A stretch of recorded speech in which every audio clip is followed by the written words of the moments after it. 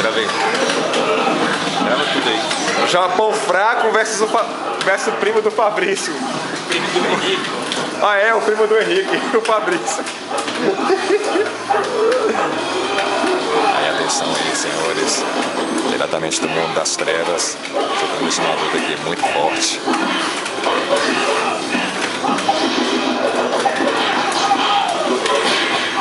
E o Sukuramete não está presente, mas eu vou vencer ele.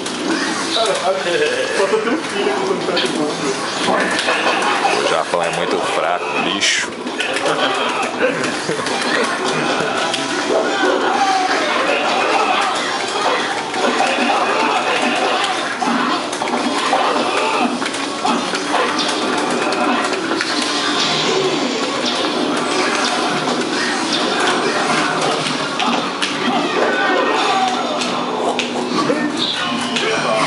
Perfeito aí, velho.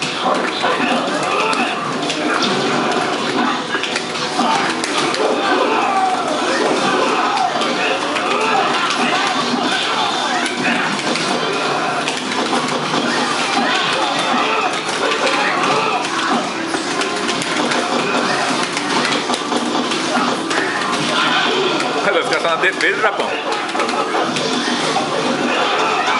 Mas você tinha ganhado. Eu acho que tem Olha, tô fazendo até a magia certinha. fazia machadinha, eu faço facilmente.